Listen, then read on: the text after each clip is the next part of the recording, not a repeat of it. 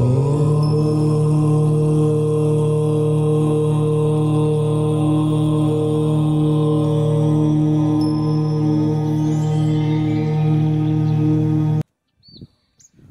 আমাৰ ৰূপহী গুণৰ উনাই শেষ ভাৰতৰে পূৰ্ব দিশত সূৰ্য উঠা দেশ অসম বৰ অসম অসম হৈছে উত্তৰ পূৰ্বাঞ্চলৰ মুখ্য দুৱাৰ স্বৰূপ অসম প্ৰাকৃতিক সম্পদ নানান ঐতিহাসিক সমল আৰু সাংস্কৃতিক সম্পদেৰে সমৃদ্ধিশালী এখন ৰাজ্য পৰ্যটনৰ কাৰণে ৰাষ্ট্ৰীয় উদ্যান মঠ মন্দিৰ আৰু ঐতিহাসিক সমলেৰে চহকী অসমৰ পৰ্যটন উদ্যোগ কাজিৰঙা ৰাষ্ট্ৰীয় উদ্যান কামাখ্যা উমানন্দৰ দৰে মঠ মন্দিৰ আৰু মাজুলীৰ সত্ৰ নগৰীৰে সমৃদ্ধ ৰংঘৰ তলাতল ঘৰ কাৰেংঘৰৰ দৰে নানান ঐতিহাসিক সমল আদিয়ে অসমক চহকী কৰি তুলিছে অসম নামটোতেই যেন সোমাই আছে এক মাদকতা ভৰা ইতিহাস আমাৰ অসম দেশখনি অকল প্ৰাকৃতিক সম্পদতেই চহকী বুলি ক'লে হয়তো ভুল কোৱা হ'ব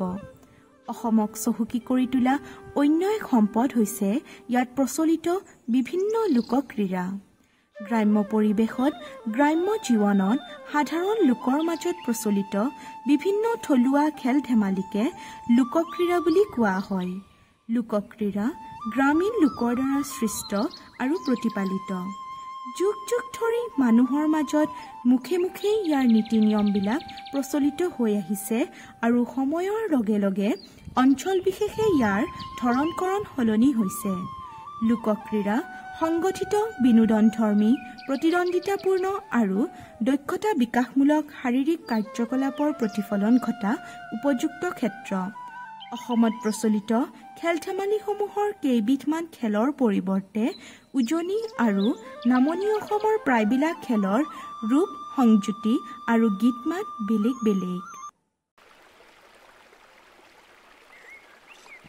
পাৰপানী বহুসংখ্যক ল'ৰা ছোৱালীয়ে একে সময়তে একেলগে খেলিব পৰা এই খেলবিধত মাটিত দীঘলকৈ আঁচ টানি খেলুৱৈসকলক এজন ব্যক্তিয়ে বুজাই দিয়ে কোনখিনি নদীৰ পাৰ আৰু কোনখিনি পানী সকলো খেলুৱৈ নদীৰ পাৰত সাজু হৈ থকাত এজনে ডাঙৰকৈ ক'ব পানী পানী বুলি কোৱাৰ লগে লগে খেলুৱৈসকল পানী লৈ অৰ্থাৎ আঁচডালৰ আগলৈ উলাহতে জাপ এটা মাৰি যাব লাগে তাৰ পিছত তেওঁ পাৰ বুলি ক'লে পাৰলৈ খেলুৱৈসকল যাব লাগে এই সময়ছোৱাত যিয়ে খেলৰ উত্তেজনাত পাৰ পানী ভালকৈ নুশুনি অনুমানত জঁপিয়াই তেওঁ সোনকালে খেলৰ পৰা বাহিৰ হয় আৰু অৱশেষত যি দুজন খেলুৱৈ ৰৈ যায় তাৰে এজন বিজয়ী বুলি ঘোষণা কৰা হয়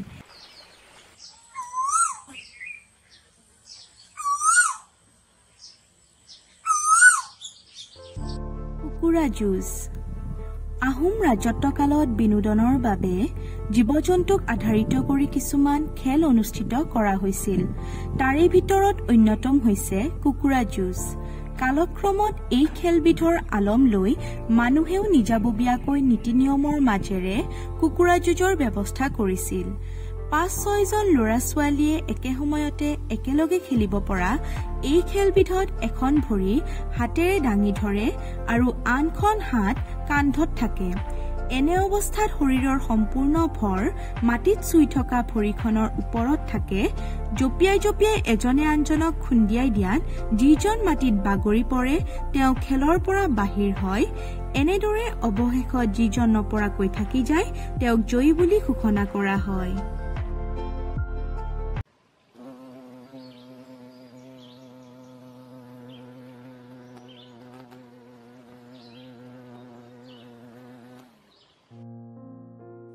ইচেনি বিচেনি এই খেলবিধ সাধাৰণতে ল'ৰা ছোৱালীবিলাকে ঘূৰণীয়াকৈ বহি খেলা এবিধ খেল ল'ৰা ছোৱালীবিলাকে নিজৰ দুয়োখন হাত মাটিত তলমুৱাকৈ পাতি থয় তাৰে ভিতৰৰ এজনে নিজৰ এখন হাতৰ তলুৱাৰে বাকীবিলাকৰ হাতৰ পিঠিত চপৰিয়াই চপৰিয়াই গীত গায় ইচেনি বিচেনি ডাৰকা লো পকা গুটি ঠাহ ঠুহ ফুটে যিখন হাতৰ ওপৰত ফুটে বুলি ক'ব সেই হাত পকে অৰ্থাৎ সেই হাতখন পিছুৱাই আনিব লাগে।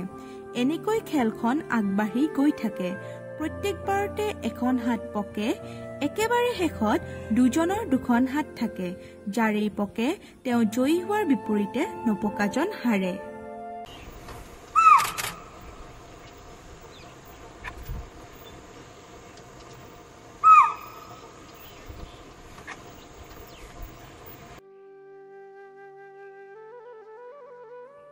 অলং দলং। ল'ৰা ছোৱালী সকলোৱে খেলা এবিধ খেল হৈছে অলং দলং। ইয়াত ৰজা ৰাণী থাকে। ৰজাৰ নাম চোন আৰু ৰাণীৰ নাম পাণ। ৰজা ৰাণীয়ে মুখামুখিকৈ থাকি হাত দুখন ধৰাধৰিকৈ ওপৰৰ পিনে তোৰণৰ নিচিনাকৈ ধৰি থাকে। ইয়াৰ মাজেদি বাকীবোৰে গীত গাই গৈ থাকে। অলং দলং বাজিছে, ৰজা ৰাণী আহিছে, ডাক্তৰ বাবু থৈ যোৱা।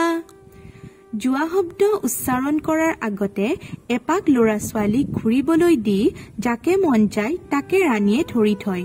যিজনী ছোৱালী বা ল'ৰা ৰজা ৰাণীৰ হাতত বন্দী হ'ল তেওঁক সুধিব, পাণ খাবি নে চূণ খাবি? উত্তৰত পাণ খাওঁ বুলিলে ৰাণীয়ে আৰু চূণ খাওঁ বুলিলে ৰজাই পাব। এনেদৰে দলটোৰ শেষৰ জনলৈকে খেলটো চলি থাকে। ইয়াত ৰজা ৰাণীৰ স্বেচ্ছাচাৰিতাৰ কথা প্ৰতিফলিত হৈছে।